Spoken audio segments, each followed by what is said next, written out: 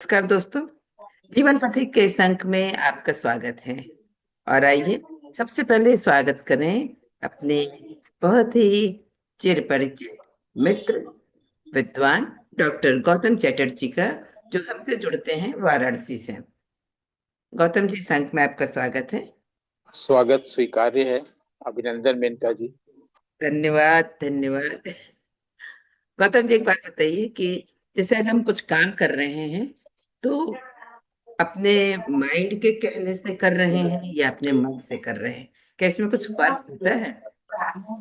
नहीं तो बहुत सीधा सीधा इसका उत्तर है कि हम जो भी करते हैं माइंड से करते हैं। अच्छा, अगर बहुत सारे हमने एपिसोड्स आपके साथ किए, तो उसमें आपने बताया कि अगर हमारे किसी काम में कोई सबसे बड़ी बाधा है, मतलब अगर हम अपने हम्म, अंतर के प्रकाश तक नहीं पहुंच पा रहे हैं, या जिस राह हम्म, पे चलना चाहिए नहीं जा पा रहे हैं, या जितने भी हमारे मन में छल कपट ईर्ष्या द्वेष आते हैं, वो भी ज्यादातर हमारे माइंड के कारण ही आते हैं। क्योंकि हम ही सोचने लगते हैं, हम ही या प्लान करने लगते हैं, सारी चीजें हम ही करते हैं। तो क्या ऐसा हो सकता है कि हम बिना माइंड का कहना माने भी जीवन बिता सकें? तभी जीवन सुंदर होगा, श्रेष्ठ होगा, उत्कृष्ट होगा, प्रेमिल होगा। एक ग्रीक टर्म है एंथ्रोपोमॉर्फिक, जी। एंथ्रोपोमॉर्फिज्म। एंथ्रोपोमॉर्फिज्म में दो शब्द है, एक है एंथ्रोपोस, एक है मॉर्फिक। एंथ्रोपोस का मतलब होता है मनुष्य की देह, और मॉर्फिन का मतलब होता है सोल। ये हम उसको डिविनिटी के अर्थ में भी देख सकते हैं। ये आदमी में एक चाहत होती है, किसी भी इंसान में, कि वो ईश्वर को मानवीय शरीर, मानवीय देह, जो मनुष्य को देह मिली है, उस रूप में देखना, इसकी कामना वो करता है। इससे वो जितने भी तत्व हैं सत्य के, जो भाव है, उन सबको उसने मनुष्य की देह दे दी है। जैसे शिव है, लक्ष्मी है, सरस्वती है, ये सब जो है हमारे भीतर के गुणों या तत्व का भाव है। उसको मनुष्य ने रूप दे दिया है, मानव आकार दे दिया है ना। आप कोई भी आप देखिएगा, अगर बुद्ध तो सचमुच में हुए हैं, गांधी तो सचमुच में हुए हैं, फिर हमारे भीतर जो शिव का भाव है, कल्याण भाव, उसको शिव का रूप दे दिया गया है, कृष्ण का दे दिया गया है, राम का दे दिया गया है, सरस्वती, लक्ष्मी, कार्तिकेय, गणेश, है ना। सबके सबके साथ एक कहानी बना दी गई है कि इसके मूल इसमें बात है एंथ्रोपोमॉर्फिज्म। अब दरअसल वो ऐसा देखना इसलिए चाहता है, मनुष्य या इंसान या आदमी या औरत, क्योंकि वो खुद एंथ्रोपोमॉर्फिक है।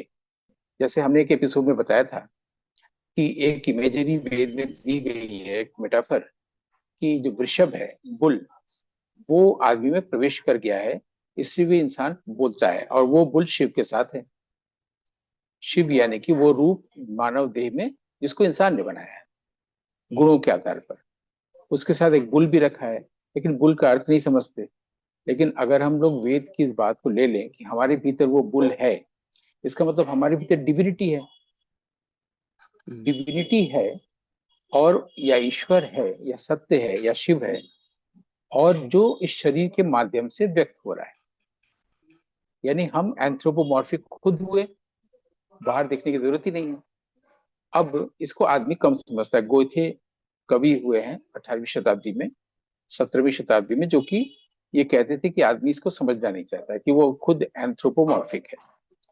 अब अगर वो डिविनिटी या सत्य है, तो वो अपने आप को व्यक्त करना चाहेगा, मैनिफेस्ट करना चाहेगा। नेचर के साथ तो ये प्रॉब्लम है कि वो हमेशा अपने जो सीक्रेट लॉज हैं, वो ब्यूटी में रिवील करती है नेचर।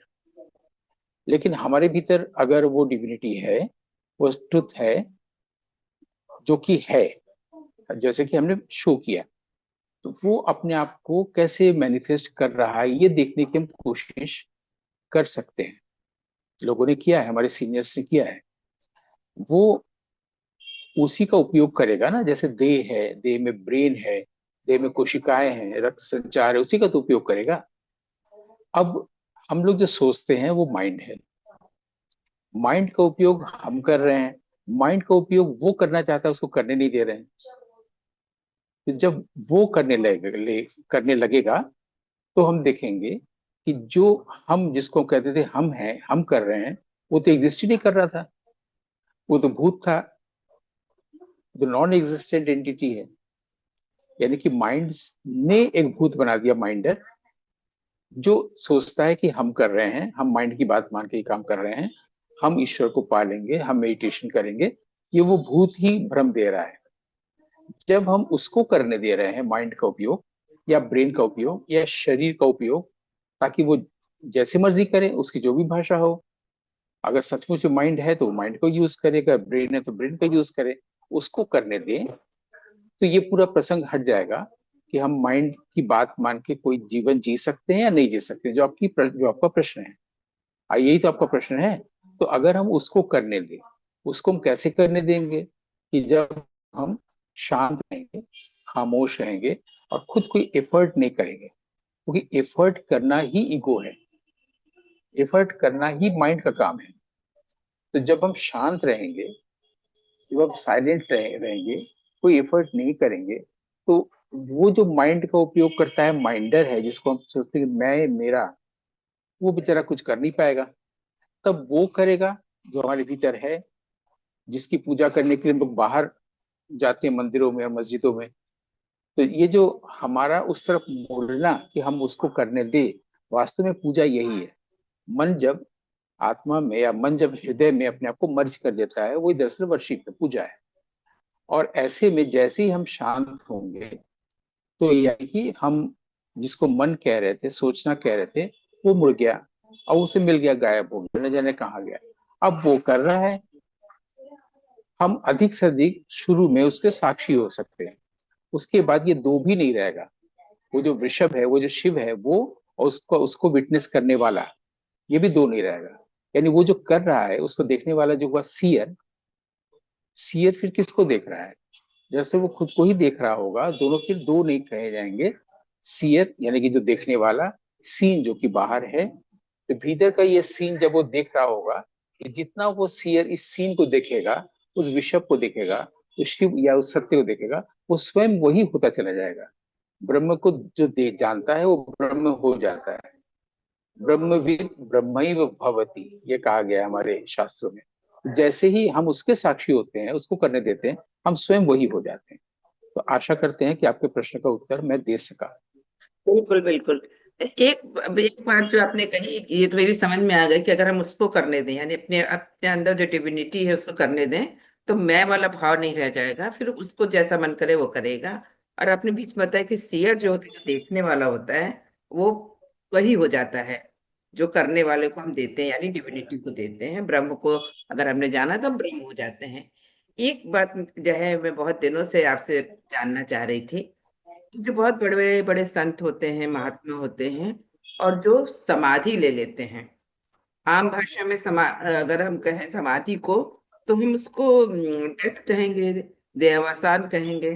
लेकिन ये क्या प्रक्रिया है जिसमें वो किसकी बात मान रहा है? ईश्वर क्या इंसान की बात मान लेता है और उसके आत्मा को उसके शरीर से अलग कर देता है? या ऐसा क्या होता है कि हम अपनी मर्जी से समाधि ले लेते हैं, बड़े बड़े महात्मा?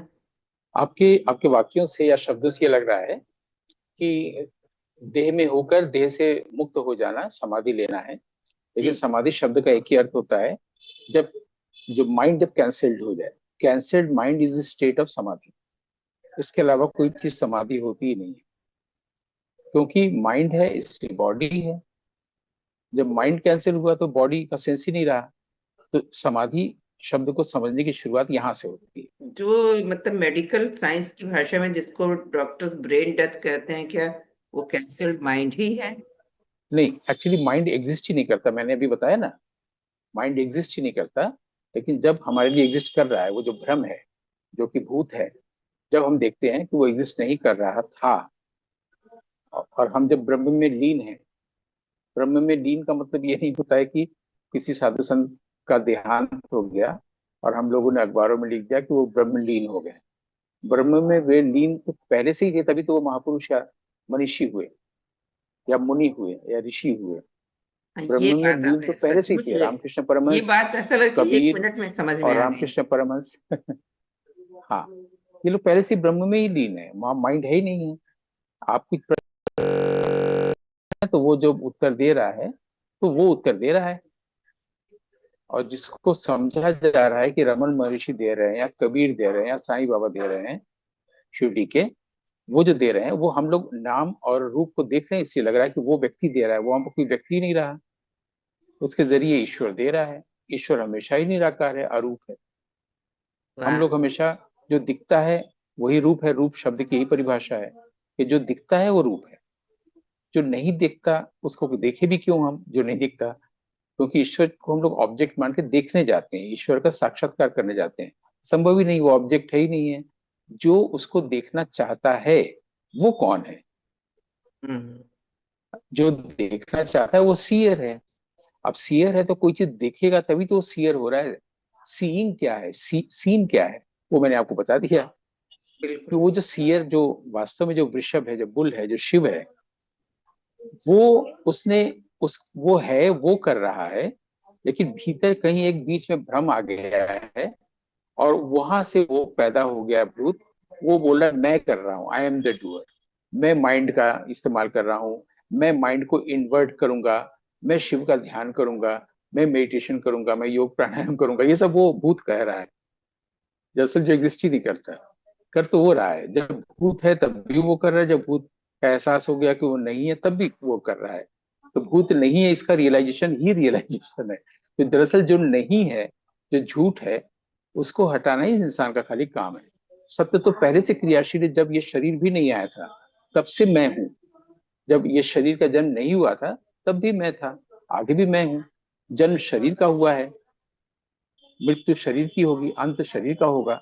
क्योंकि मेरी मृत्यु तो तभी हो चुकी है जब मैं जान चुका हूं कि मैं शरीर नहीं हूं। हम्म। डेथ तो हो चुका है वो। लेकिन अब जो मैं हूं, जो पहले से था, अनंत काल से हूं, अनंत काल तक के लिए, जो न कभी जन्मा है न जब कभी मृत्यु होगी, अनारंभ से हूं, हमेशा ही हूं। तो ये बहुत सीधी सी सरल सी बात नहीं है। तो बिल्कुल। जो चीज हम अर्जित करते हैं उसको खोते हैं, जिसका जन्म होता है उसकी मृत्यु होती है।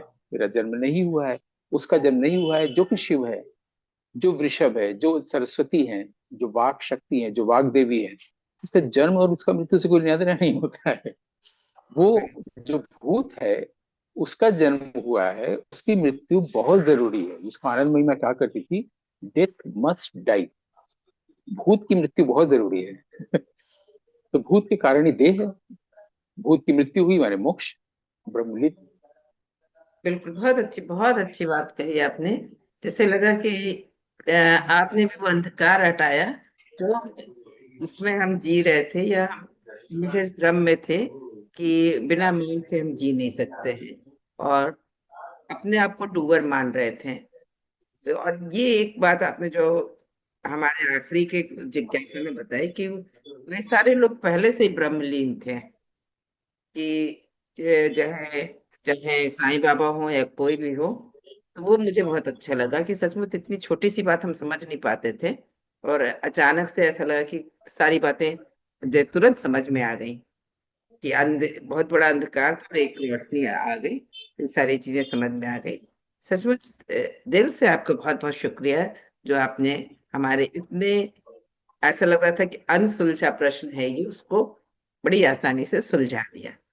हमारी ओर से और हमारे दर्शकों की ओर से भी आपका धन्यवाद, आभार। आनंद, आनंद, आनंद।